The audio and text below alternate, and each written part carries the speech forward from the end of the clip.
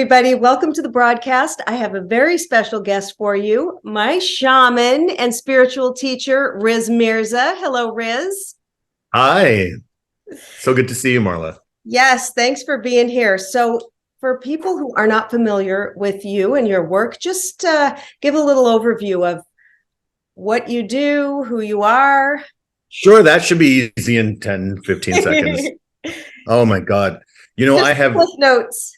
well, can I tell you something interesting? When people do ask me, because I do a lot of podcasts and interviews, and I think after 15 years of talking about what I do, I'm still, I could say psychic medium, trance channel, shaman, spiritual coach. I can say all these terms, but I really think of personally how I think of what I do, whether it's through a psychic reading or whether it's through shamanic work with people. I am just here, I think, as a locksmith. So can I break it down for you? Yeah. So as a locksmith, what does a locksmith do? You are locked out of your house. And if you've ever been locked out of your house, who hasn't? It's so frustrating. I grew up in New York City. So when you got locked out of your house, it's not like the neighbor's going to let you in. We don't even know our neighbors after 20 years of living next to them. That's just the nature of New York City, especially when I grew up there. So you're sitting outside your apartment on the floor. You had to go down to the payphone because there were no cell phones and get a locksmith, and they come over. And during that time, while you're waiting for them, you're just going through it. And I think of myself as that locksmith who comes and goes, I'm going to help you get back into your house. I don't come in my work to teach you how to be like me, or there's a lot of gurus and healers who people think you have to be like them. Mm-hmm. The greatest gift that anyone who's helping you can do for you is to help you be more you. Yeah. I mean, look at music. A great producer who produces artists, popular artists. A great producer's job it is to help transmit the unique voice or music of that artist. So whether it was, Adele or it's Metallica, a good producer can say, I can help Adele be more Adele, and I can help Metallica be more Metallica, and take them even further. Mm-hmm. So that's how I also see myself. That's the essence of healing work. Right. It's not to create more cookie cutter people. You know that meme that goes around saying we don't need more successful people, we need more artists, we need more visionaries, and I get what they're trying to say. Yeah. Don't focus too much on the material success, but material success is still God energy, just like a tree. Mm-hmm. Everything is God energy. Everything is source energy. Everything is the force. Star Wars taught you that. Yeah. It permeates everything. Therefore, it permeates what you would call the material versus the spiritual. What isn't spiritual? Everything is spiritual.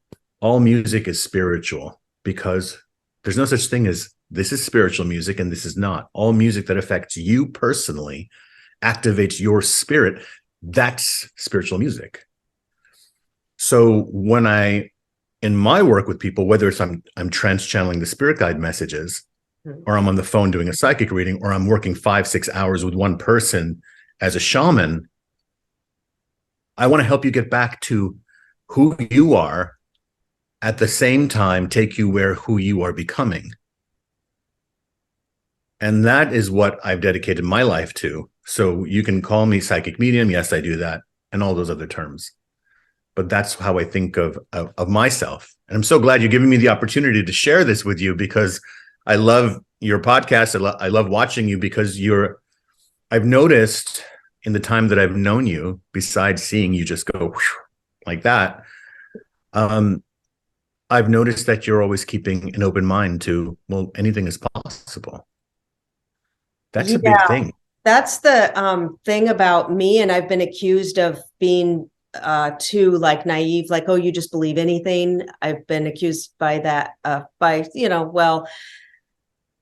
my partner and, you know, somebody else too. Well, you just believe anything. You just believe anything you see, anybody you see. And I don't, I don't think you do. really I've had don't. conversations with you where you didn't think No, that. And I yeah, really don't, but I think I give that impression because I am so open. Hey, I'll listen. If you said you saw Bigfoot, you know, Sasquatch down at the creek, or if you know, I was, what, can I just tell you, I was watching a Bigfoot and Sasquatch show this afternoon. yeah, we're like, You're just picking up on all this stuff. Even exactly. before we started recording, you picked up on something else. Exactly. So and thanks to you, I'm opening up a lot more. But yeah, so I'm very open. It's like, well, we are, you know, what I've learned with the work I've done with you. So I've done a lot of work over the years.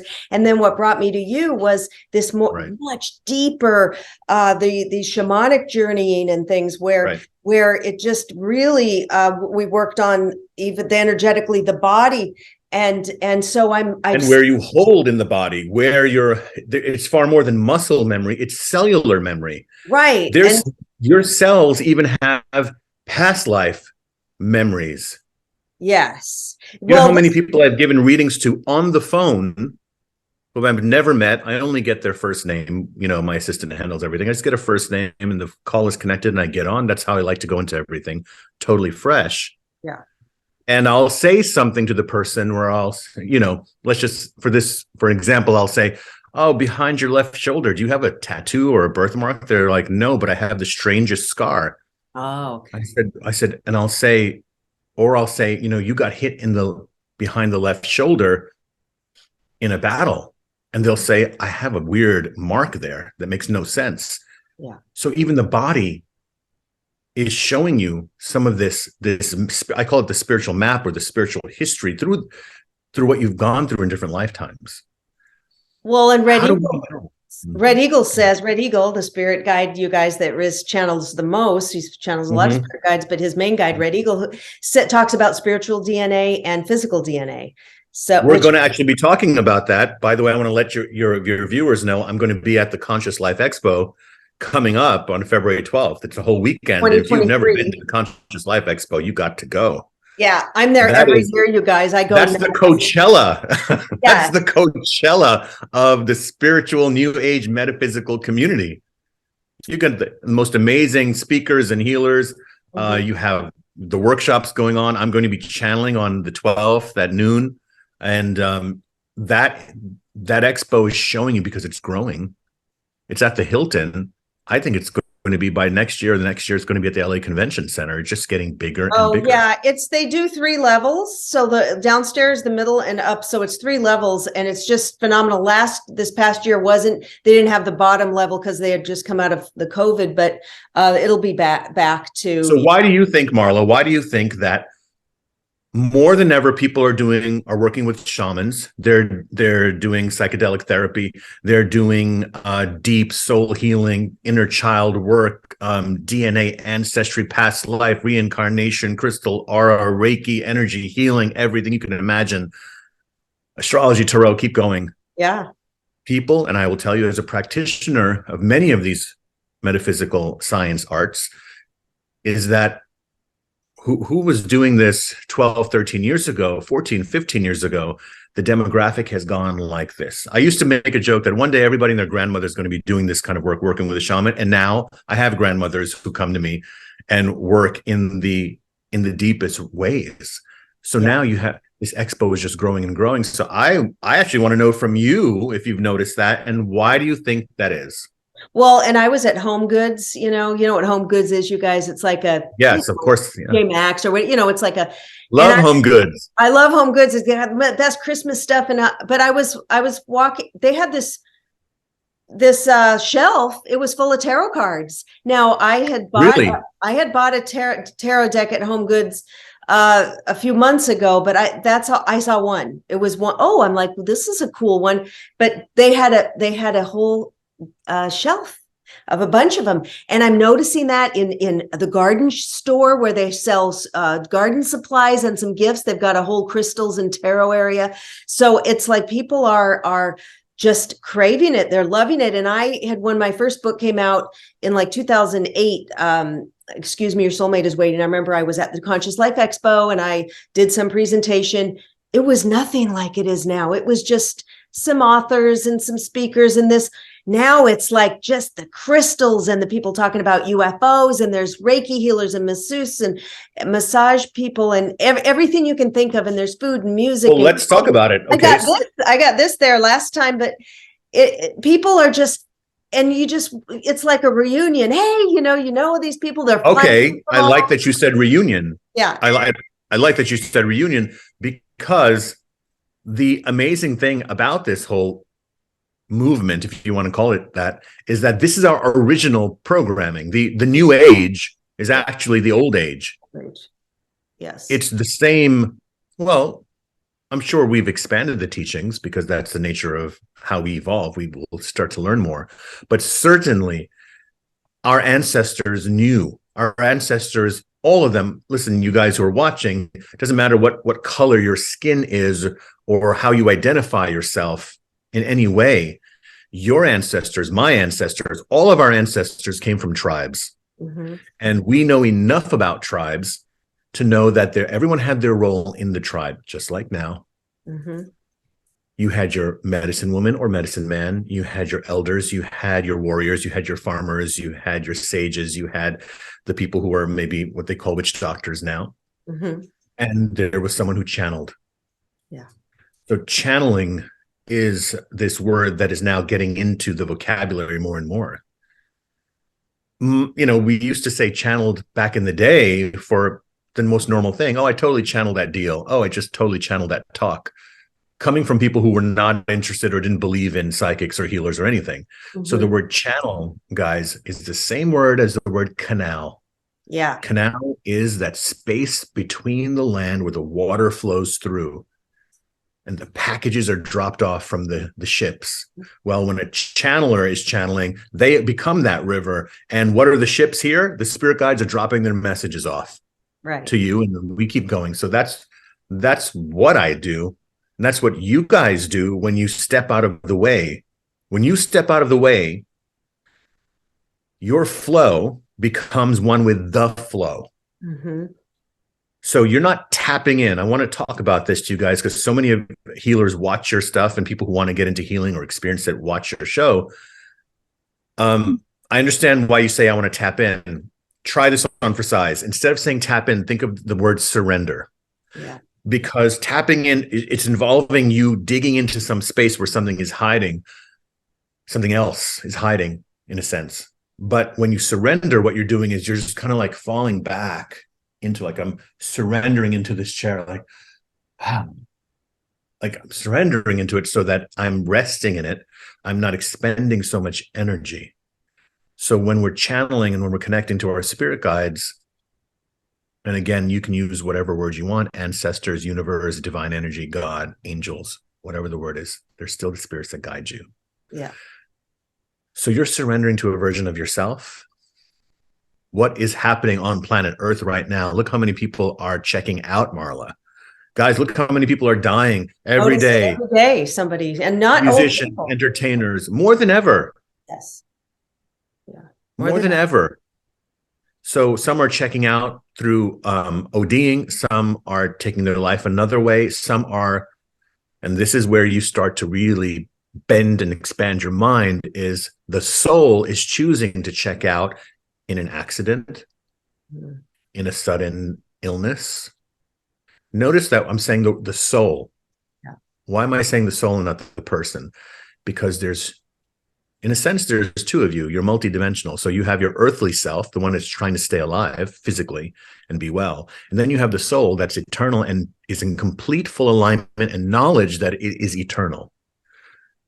So when you cross over, there's kind of this surrender to your higher self, where as a medium, I will tell you, when I've connected to people who have died, a lot of clients will ask me, are they okay? They're all okay. The only ones that are not okay are the ghosts that are haunting the entire world in different houses and places, and they're kind of in between worlds. But your loved ones are not really doing that. They're on the other side, and the switch happens like that. They either see, their parents or someone that they loved and trusted, or a spirit guide that they are connected to psychically. Once the soul leaves the body, it has to has to instantly acclimatize to the new environment, which is not the environment of the earth. Mm-hmm. So, but it does that because it's done that many, many times. It does this very quickly. And many of us we astral travel. I've astral traveled many times at night. And you get this buzzing, and since a kid I would do it, and so I have been out of my. But you're consciously doing it. So everybody, when they sleep, you do astral travel. But Marla, I realized you've gotten to a place where you're consciously knowing you're going to do it. No, and I didn't cause it. Like I can't do it, but I know all of a sudden my body will start vibrating. It's almost like a motor, and I know that's what's happening. But it starts on its own. So, what do you think that is? Because I didn't say, "Oh, I want to try to astral travel tonight." I'm just because it's a natural sense, Marla. It's a natural sense. It's just that we have never even told people when we were kids. This is not something that was addressed. That we have more than 5 senses, right? More than 6 senses. Yeah. What about a 7th sense? What about a sense of balance, a sense of justice, a sense of peace, a sense of prosperity? These are all senses. Of course they are, because you can sense them. So if this was discussed or nurtured, just even discussed when we were kids, then you would understand that even better and say, oh, here comes that buzzing. I understand what's going on. Oh, I'm walking by this spot in my house. It's colder here. This tells me that there's a portal for spirits to go through. There's no reason for it to have a colder temperature here. Many people hear buzzing. Sleep paralysis. Have you ever had it? That I've talked about that with Red Eagle a lot. That is a big thing with me. Sleep paralysis. Terrifying, isn't it? Terrifying. And then there's always some being that's holding down my hands or grab recently. And I told. How about here? Did they ever push you down here? Yeah, they held, and I was in my bed, and this is okay, you guys. I got a story, Riz. So I was laying in bed. This was a few months ago, and Macy, my dog, was in California with Adolfo. She was not here, and usually she sleeps with me. So I'm laying in bed, and all of a sudden, there's some rustling in my blankets, like something's moving it. And I thought, oh, Macy. And I thought, no, Macy's not here. I said, oh crap, who's coming in this bed? And I knew it was some spirit coming. And then all of a sudden it was like from the mattress under, they grabbed my hands and I was paralyzed. And I was like, I always call Jesus, Archangel Michael in my head because I can't move. I can't open my eyes. I'm laying there. And then eventually they let me go.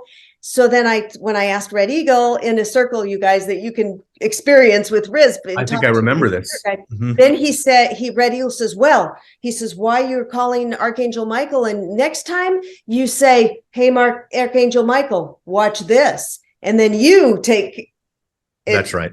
Yeah. So, that power.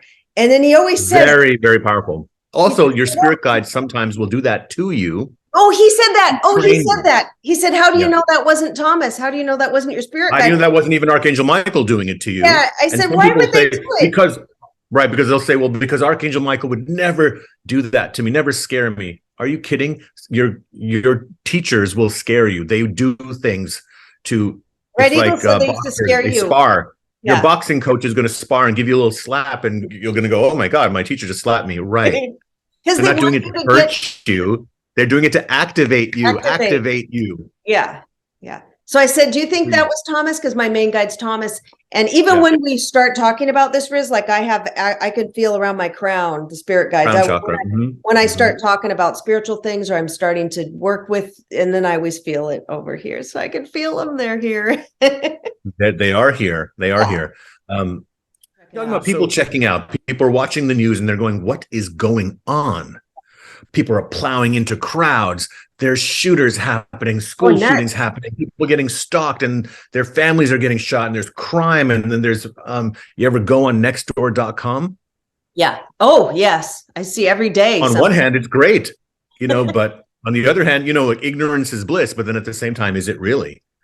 So you go on nextdoor.com. If you guys don't know what it is, go check it out. You get to kind of know who your neighbors are and what's going on in the neighborhood. Oh, there's, somebody's walking around, and pretending to be so-and-so. Watch out. Or Or it might be something cool, like, hey, did you see that squirrel? Yeah. Whatever. Or I found a dog. Is this anybody's cat or whatever? Exactly. So I think it's a great site. But again, I know some of my students, they became addicted to being on that, to always know what's going on. I have to be careful. I have to be careful. I go, do you understand that you are actually now living in fear most of the time? Mm-hmm. They said, but this is reality, Riz. This is the truth. I said, of course it's the truth. No, I'm not saying that there wasn't a break-in next door. Yeah. I'm saying, is that the only truth that you're looking at? Because when you walk down the street, 95% of the people are well-behaved. Mm-hmm. Oh, you mean the glass is half empty, half full? I go, no, it's not half. It's 95% of the time you're doing fine. You're safe walking down the street. You walk down the street every single day for the last year. And out of all those times, or you drove on the highway, out of all of those times, can you even count how many times did something bad happen to you or to your sister or your friend? So there's a truth that has a higher resonance and a higher frequency. And by that, I don't mean the vibration. I mean actual frequency, like how frequently do these things happen? Right. So what truth are you paying attention to? I'm paying attention to the fact that a person will say that a relationship is breaking. I mean, you deal with this as a matchmaker, you know this. It's painful to try waiting to get into a relationship, and then it's painful sometimes to just be in the relationship, and it's certainly painful when the relationship is over if you're the breakee and not the breaker. Yeah. So, and sometimes it's painful. The breaker, because there's a mourning that happens. You decide you're going to leave something that's not serving you, but it's so painful, like what I went through. I decided that it was like gone through hell. Right. Oh, yeah. So,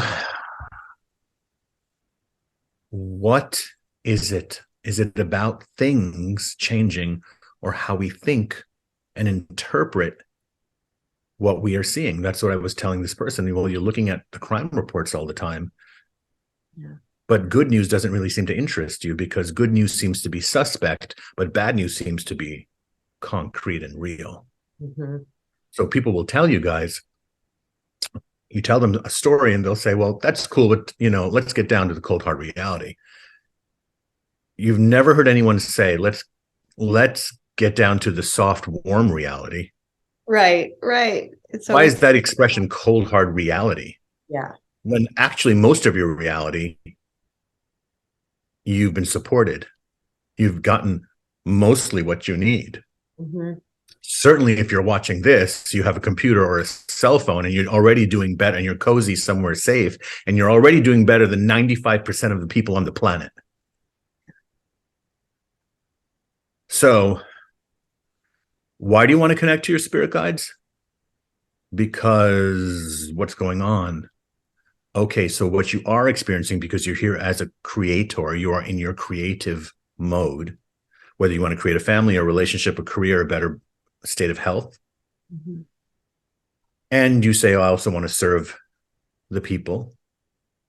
Yeah. I always make this joke when people tell me at my events, so I really want to be of service. And I say, awesome. Would you like to stay after the circle and help me clean up? Right. Not one person has done it yet. Not one person has done it yet. And I have a city full of people saying they want to be of service because they think it's a joke. Mm. It is a joke.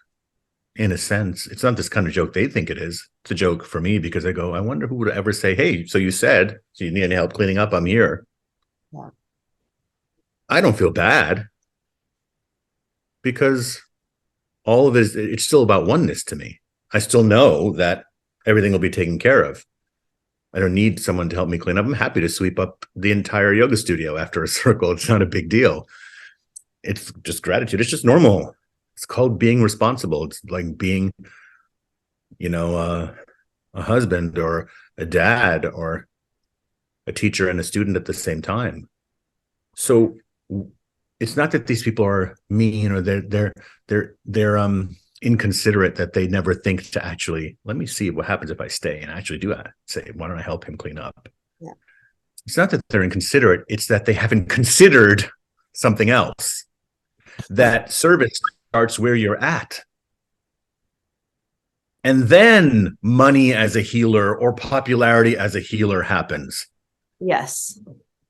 Every field, because I had someone, I've been, I have some students who are really getting out there as healers and readers like yourself.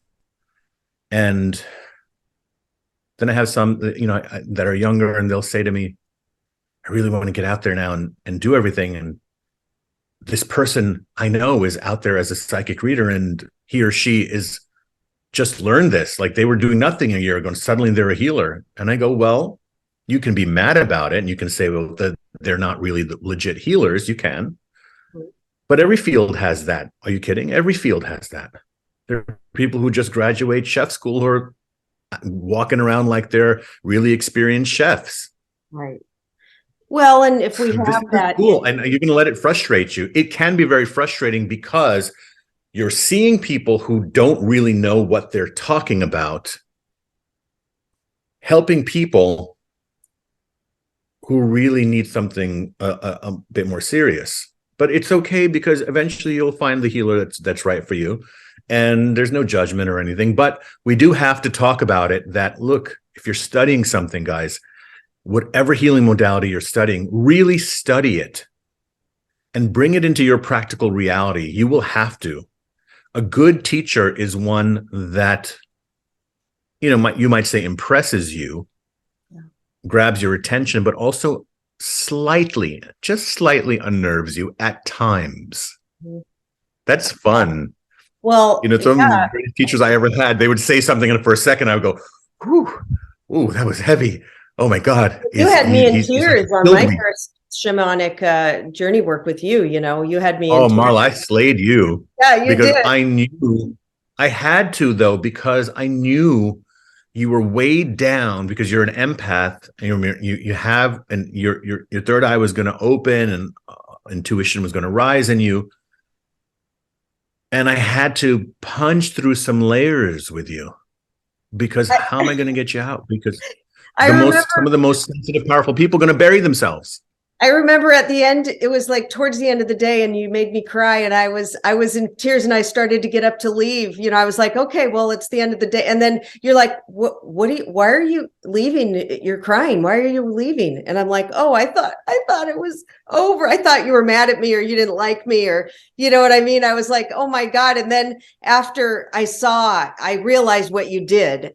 Then I realized, I'm like, oh, okay, he did this on purpose, Of course, because look, when it was my first time, I didn't know. I was like, what's going on? But you see, well, I see, can I say something? I saw you as a fairy, but listen, fairies are not fairies. Fairies are badasses, and they're deadly. And I was like, oh, I'm going to get past this fairiness, and I'm going to get to that hardcore, person who's inside, who's super warrior. And I'm going to have to pull them out.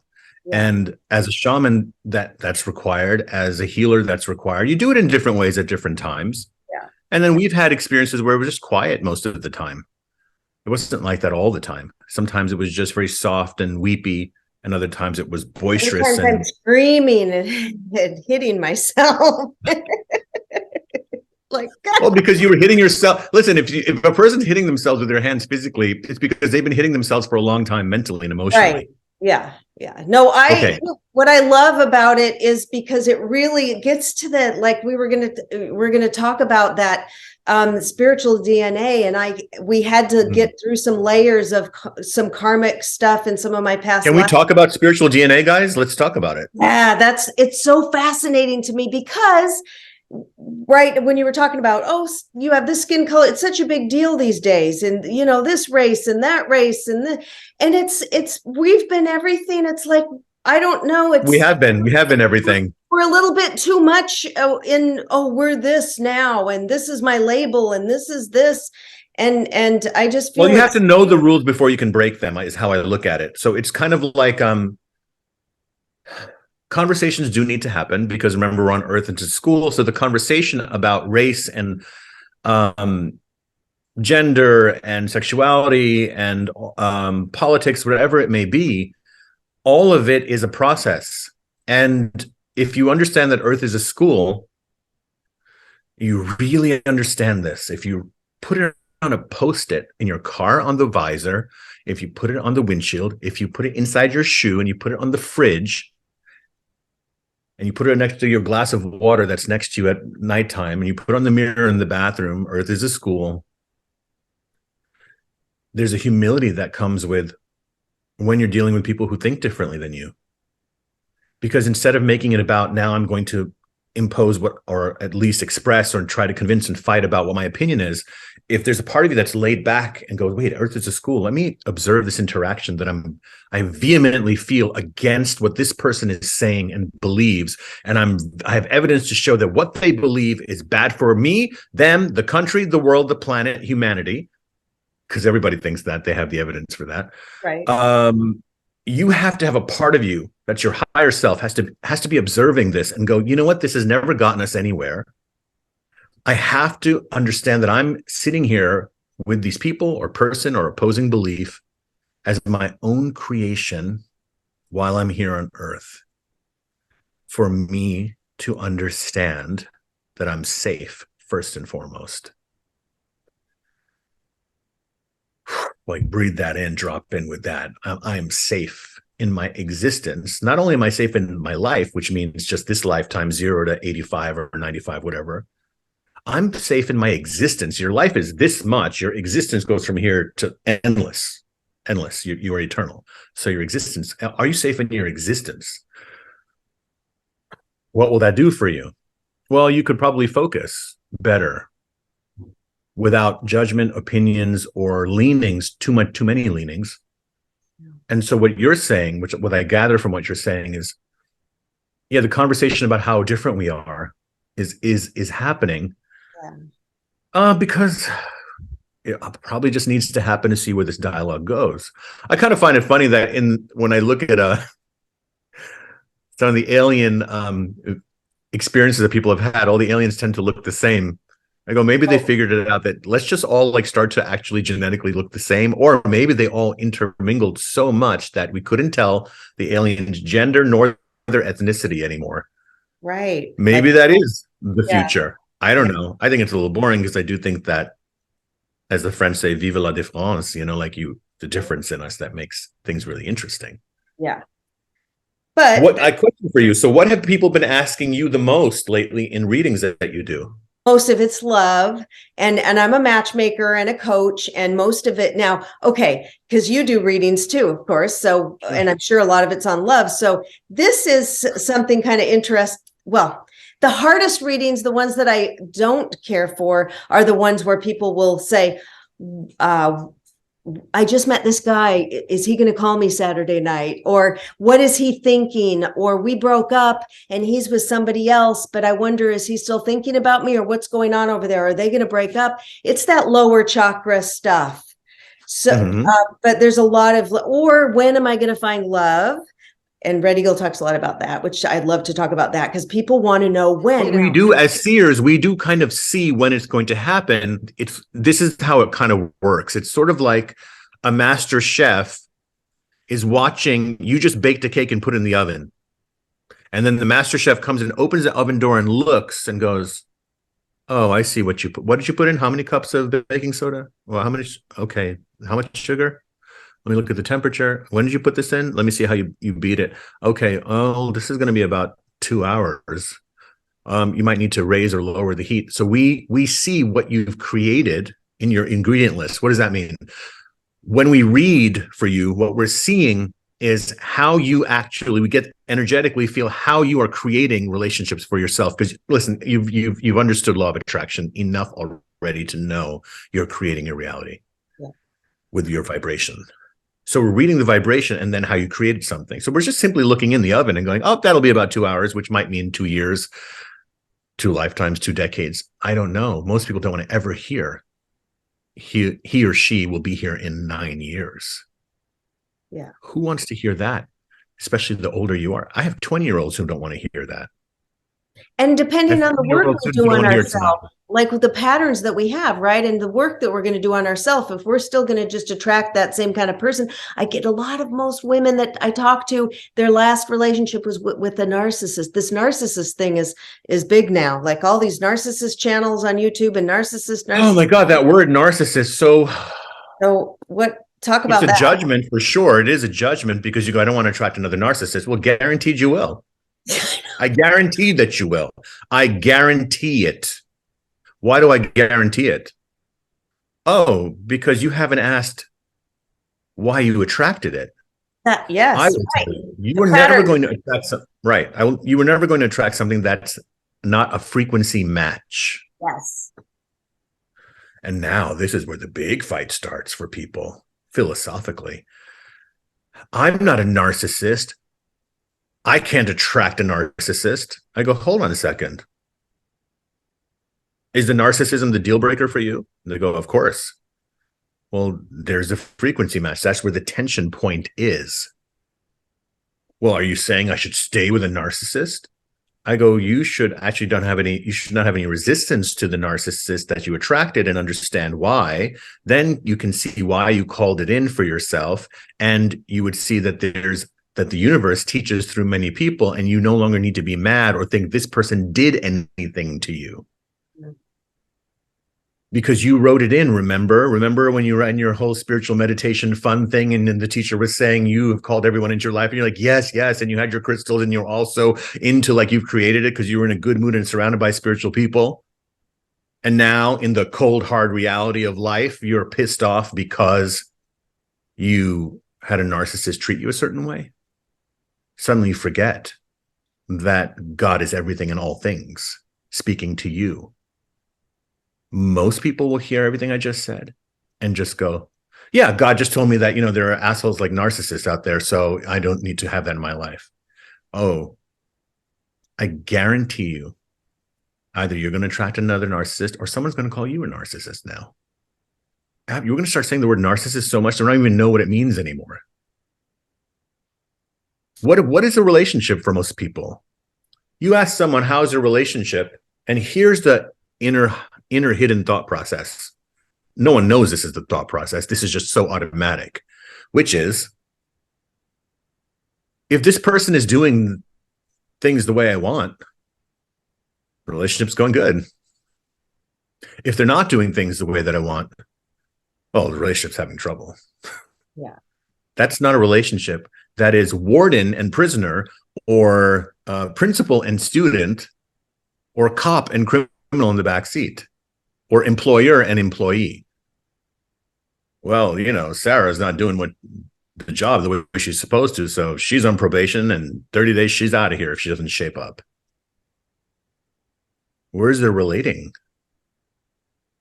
You just want people to do what you want and treat you the way you want, and this or that. I rarely hear people talk about, I can't wait to give to the next person. Coming from your student of life, you're coming from demands, because you were raised and programmed to think that life is about getting what you want, not that you're in an evolutionary, eternal school called existence. And so there's a humility with that. What does humility look like? Being yourself is humble. So you see people who are they have very big images, or very out there in how they look or how they talk, and you may not think that's humble. No, that's actual humility. Holding back your individuality, holding back who you really are, not being in the truth of your creative expression. That's arrogance towards the creative force. You can say God even if you want. It's an arrogance because you were made that way. You came that way, but you are holding back for some reason. So I call that arrogance. I call humility is when a person's actually out. They're out here. That's called being humble. Yeah. We think that humble means being very small. You're like a little farmer somewhere, and you have your little 2 oranges, and that's humble. Are you kidding? I've met, being Indian, I've met some very humble, super wealthy people, and I've met some really arrogant, poor people. Believe me, that's my personal experience. And I've been both. So none of us are exempt. I'm just talking about traveling, navigating through these mountains and valleys. And what about like, so with me, I always chose in the past to be with men who wanted to tamp me down. So I wanted to express and be all, no, that's no good. So, well, thank you for the activation, all of your exes, because maybe, Marla, you weren't going to come out any other way. Mm-hmm. Maybe you weren't, because with every relationship, you came out more. Mm-hmm. It's like, because it was a defiance. You're not stopping me. I'm still doing this. I don't care. Well, they were your I'll teachers. do it more. I used to say that I'm going to do it more if you don't want me. And your spirit guides were like, "We did it. Look, she's doing it. We had to send this guy.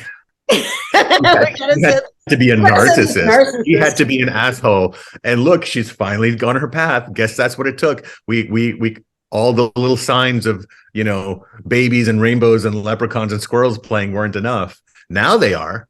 Now they are for you. Yeah. But your path was relationship. But I do believe relationship is a huge, huge part of being on Earth.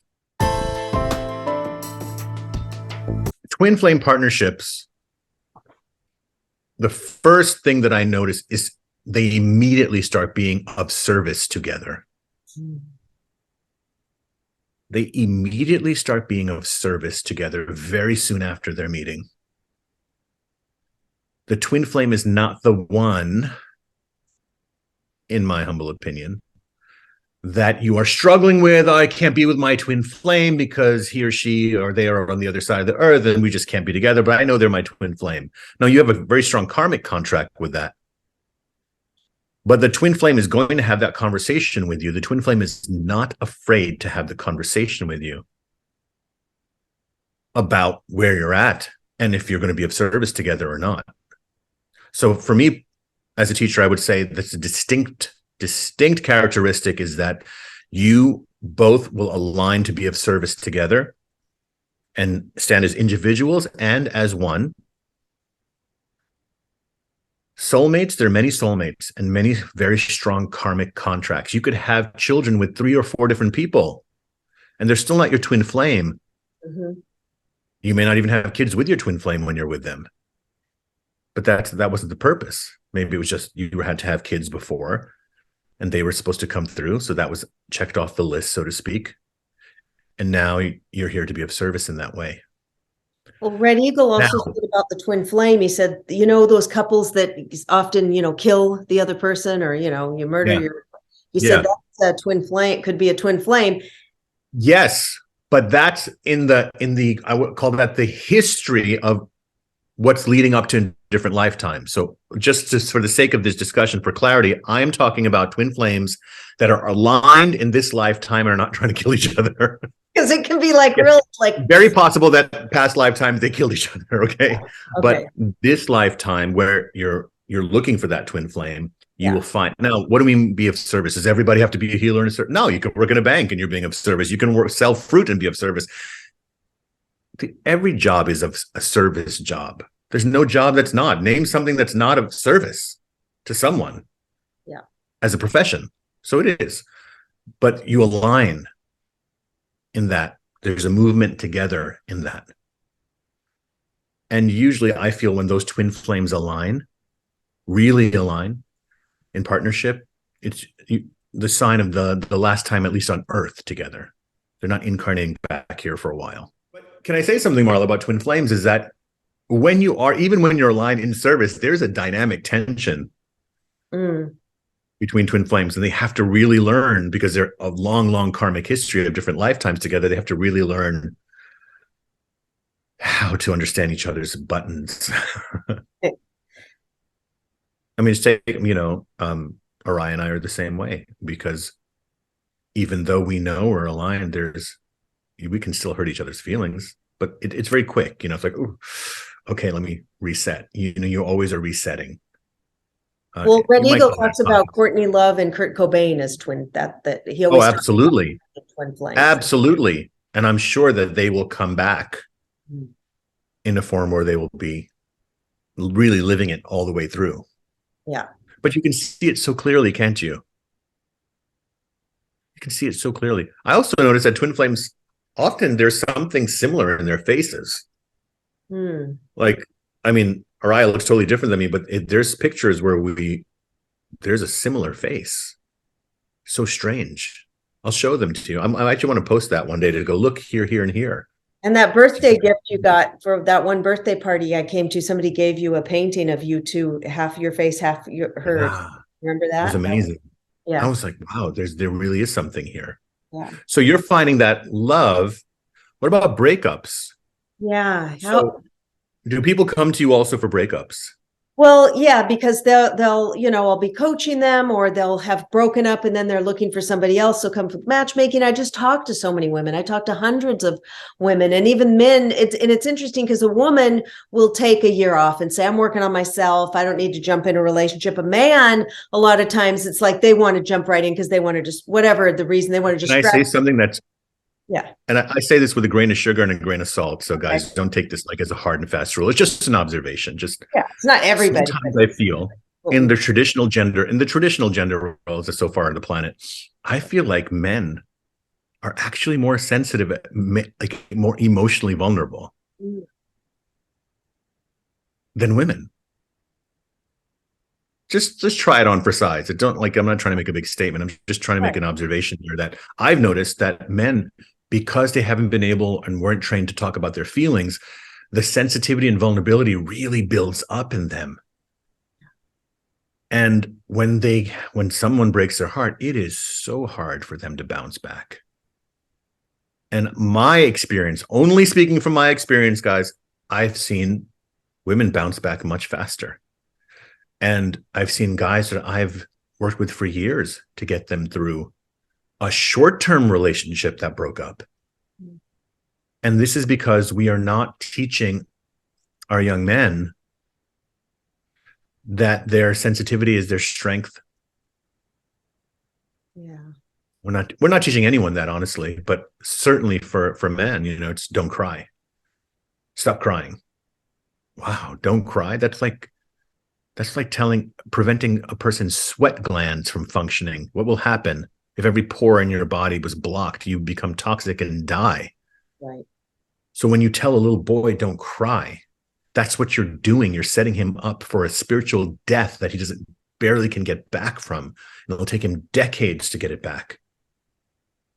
So we have to nurture and listen to little boys. Of course, all children. But I'm just only for this discussion, I'm discussing boys. Yeah. Because I have many women who come to me who are in traditional, in the male-female relationship, and they'll say, he doesn't talk. I don't know what's going on. I always have to ask him what he's thinking. Or I ask him how he is. He says he's fine. Or he's just upset. He doesn't bring it out. And many relationships end because that communication is never expanded. So what we're doing and what healers, I think, are doing is we are facilitating the communication lines to open up within you, with yourself, about what's going on inside of you. And that's the power of doing spiritual work instead of the traditional therapy sessions. Mm-hmm. When we go into shamanic work, when we go into shamanic medicine work, when we go into spirit guide work, when we go into deep soul sessions and speaking about life path, we go to channeling and we hear wisdom, and we hear this wisdom that we're confronted with and shown to us that's impactful, that it affects us viscerally. That's what people are looking for right now, because they're losing their faith in their institutions of religion or politics or whatever it may be. You know what happened after the last election? Everybody's disappointed in everybody now. It's like whoever their guy was, they're like, oh, I'm disappointed. I'm disappointed. Yeah, of course you are. And nobody wants to admit that they're disappointed. They're like, oh, everybody's making excuses for their guy. Like, oh, he's just this or he's just that. And it's like, no, the universe is pointing you to your answer is not in them. Your answer is in you. Your answer is in you. The answer to what? Your peace. The answer to your planet is in you.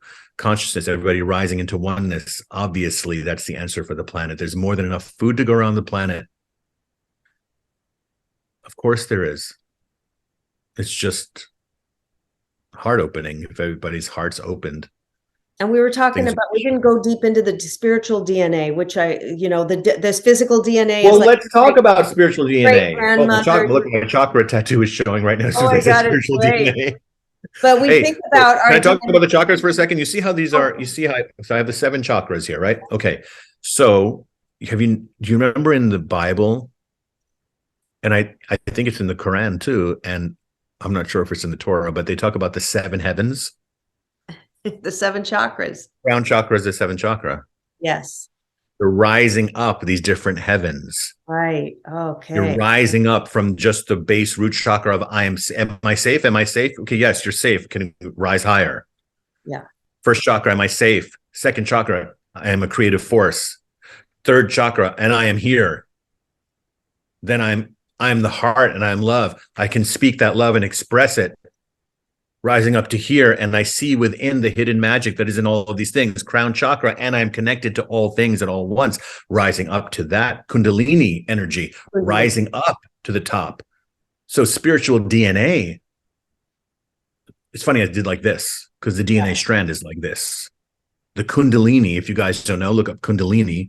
It is the coiled up energy like a snake at the bottom of your spine. And when you do Kundalini yoga or you do meditative exercises, that energy rises up to your spine, stimulating the nervous system, expanding your aura. And again, of course, your interconnectedness to all things.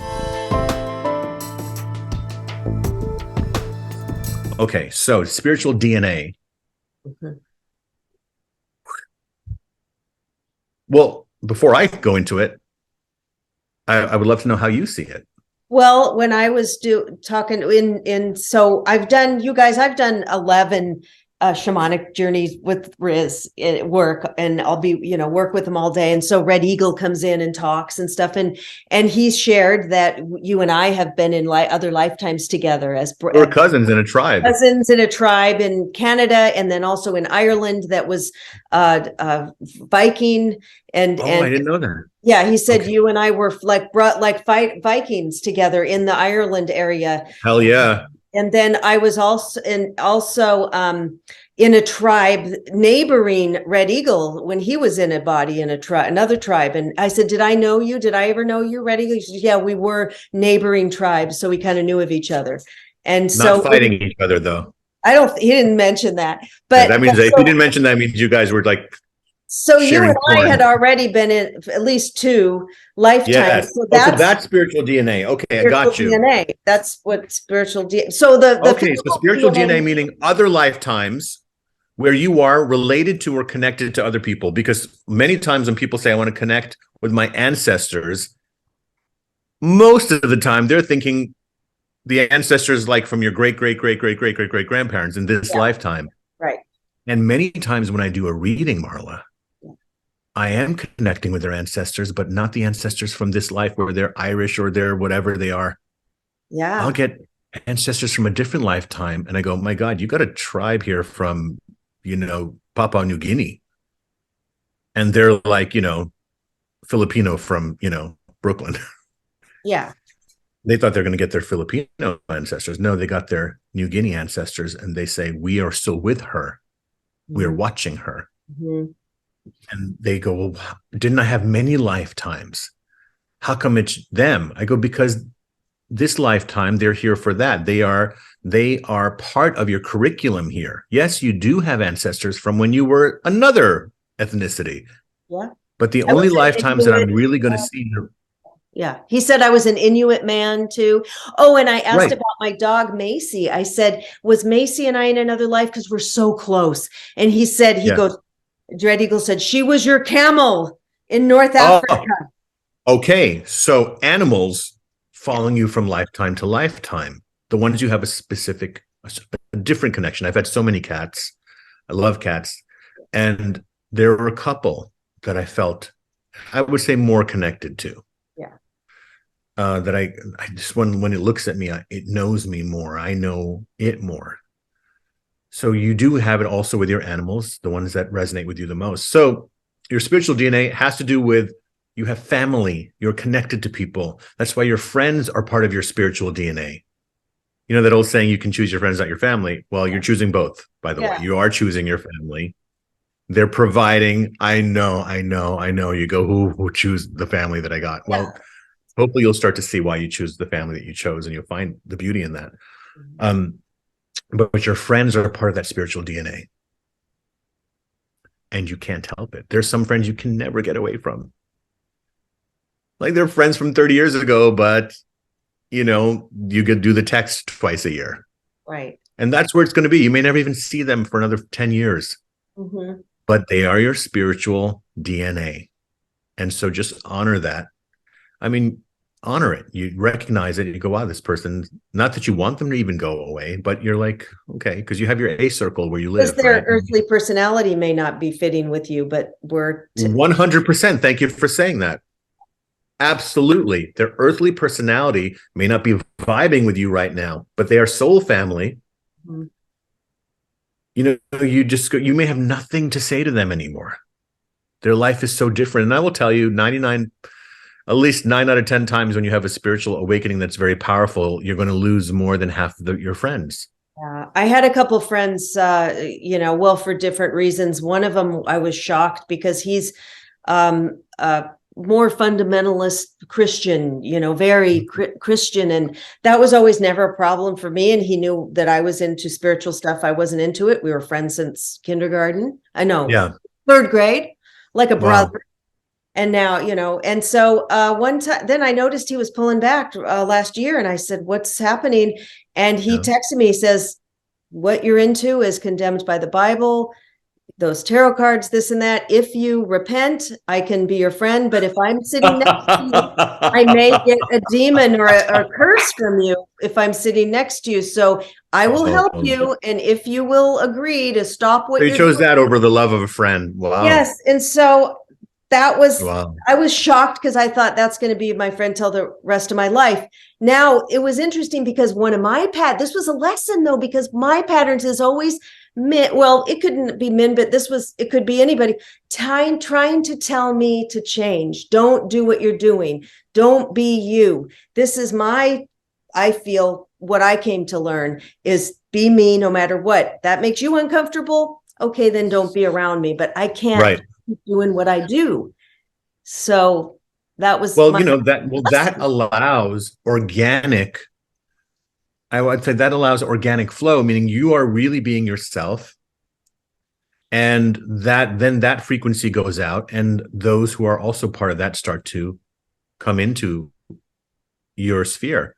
Look, I've been friends with people I've had friends who to this day haven't gotten a reading from me.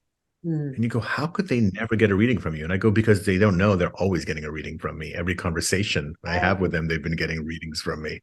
They just haven't done a formal reading with me. Yeah. So we are seeing, especially around the world now, that we have to come from non-judgment. It's super important because that word is so heavy. It's very, very heavy. It doesn't mean that we're not going to have creative, dynamic, sometimes tense discussions about things. But we're all going to get to a point eventually where we just want to just stop fighting. It's too exhausting, guys. It's just too exhausting to keep fighting each other. And so, do you remember the movie from the 80s called War Games with Matthew Broderick? I heard it. I didn't see it. You should watch it. You should watch it. All the 80s movies are great. Are you kidding? I'm a great 80s fan. But that was a very interesting film because it was about this computer that had taken over and was going to be starting nuclear wars. And at the end, and you have to watch the movie to understand it, but those of you guys out there who saw it, the computer at the end was being asked to figure out war because all the missiles were going to go and destroy everyone. And the computer spoke and said, the only way to win is not to play. Yeah, that's good. And it was like, wow, the only way to win the game of war is not to play. Right, because the moment you keep playing it, it's going to keep repeating because the other side is never going to forget and it's going to wait till they can come and get you again. That this is evolution happening where we realize we have to stop. We have to stop the internal violence towards ourselves, towards the people close to us. And imagine if everyone started doing that. You go, oh, that's just That's just what? Kumbaya? Is that what you're going to say? Is that lala? Is that woo woo? What is this? People are now making fun of the word woke. I mean, who you're going to decide who's fake woke and who is real woke? People are just trying to awaken. Stop. Now we're judging someone who's in just trying to awaken, trying to think more, judging that in its infancy stage. Like, let it go. There's a process happening here. Everyone is getting more woke, meaning awakening, trying to evolve, trying to think more. And once we get past our judgments and get past this anger and this fear constantly of our own safety, and start to say, maybe I'm here to help people. Maybe I'm here to share. You'll feel better. Okay, so this is the mind-bending, mind-blowing one. Red Eagle once said that he said that you and he are together also on another timeline, but you're somebody else and he's somebody else, but you're together, but in simultaneous. Because we're talking about being multidimensional, we're not just here right now, like you and me talking. We're also living in another timeline. We are. Of course we are. That's what deja vu is. That's the blurring of the lines. Yeah. That's why when you have dreams, you'll go, oh, hey, Marla, you were in my dream, but you were in my dream, but it wasn't you. And we were in my house, but it wasn't my house, but it was my house. And then it morphs. You mean a different house somewhere else? You're like, no, the house I'm always in, it was that house. But okay, it was not that. And this part. So this is what I always wondered when I was a kid, and then Red Eagle answered it. You know, you're in a dream and it's so real, and you see people, and you're interacting with people that you don't know. You've never seen them in this life. It's like, who's this guy? Or you meet this person and you start talking to him in your dream. And it's like, and I thought, are these just people that my brain has recorded, like walking down the street and I saw this person, right. I interacted with him at the grocery store, I never saw him again. Red Eagle said, they're living on a different timeline and I'm showing up in their dream. Think about that. Isn't that wild? You want to know how I make it easy for people? Yeah. You know how our whole life we've been taking photos at amusement parks and on vacations, and you're taking a picture of the person you're with, and in the background there's somebody just walking by or somebody like buying a hot dog or something in the background. Yeah, we have tons of photos when we had photo albums, and we have tons of photos in our virtual photo albums with people in the background, right? Right. Okay. Do you know that you're in the background of probably 1 million photographs around the world? Right. That's wild. That you don't even remember these places that you were. Yeah. There are places you don't remember being because it was an ordinary day for you, but somebody else, it was not an ordinary day for them, and they took a picture. And there you are, Marla, in the background going into that store. Yeah. Like, I don't even remember going into that store. Okay, the dream world is the same way. You're having a dream with people in the background. They're having another experience going into the store. It's all these different realities. So the dream time is the interdimensional time. Mm-hmm. You're peeking into this other dimension. And that's what death is. You enter into the dream but don't come back. The other night I had a dream. I had a dream. I was standing there and the Kundalini was activated. My whole body was vibrating. I was getting activated with the Kundalini and it was very powerful. And I still remember it. The ones that I still remember feels like it was more than a dream. It was really happening, because a lot of dreams. Because you're moving out of the idea that dreams are not real. Yeah. We're calling them dreams. But unfortunately, our whole life, we've been saying that dreams are not real. So now the moment that someone says dream, we go, right, you're going to tell me something that wasn't real. Yeah. But imagine if that word was taken out. We need to make another new word. Right. We need one word. I could use a couple of words like I entered into another dimension last night. Yeah. Takes a few words, but hopefully we can. I was in my alternate reality last night. Yeah. Why can't we have that word? We're redefining a lot of things in life. Let's start redefining this. And we've been all around the universe today. This has been so great, Riz. Thank you. Oh my gosh, I'm so glad to be here as always. And your website's flashing up. Your website's flashing up, and you guys, awesome. Come down to the Conscious Life Expo. His info. A couple of things. Yes, I'll put in the show notes that you're going to be at the Conscious Life Expo. I'll put all the links. And January 15th in Woodland Hills, I'm doing a Circle of Light with messages for 2023. Okay. And of course, my calendar is now, books are now open. I took a little break. My books are now open for readings and shamanic healing work. So please do feel free to reach out to me, and happy to jump on a call and answer any questions about that and help you in any way. So the shamanic healing work, if they want to work with you, that's in person? That's in person. Readings are on the phone, and circles are in person also. Yeah. And and for a reading, you'll do whatever that, mediumship or just whatever. Mediumship, connecting to your spirit guides, answering questions about your love, health, career, creativity, spiritual path, all of those things, past lives in the reading as well. And aren't you for 2023 going to start doing some classes online for people? I am. I do have some classes that are coming up, which are workshops on connecting to your spirit guides and also understanding the interdimensional reality. That's what it's called. Okay. And navigating in that. That's going to be fun. All right. Thank you so much, Marla. Thank you, Riz. Bye, everybody. Much love. Bye-bye, guys.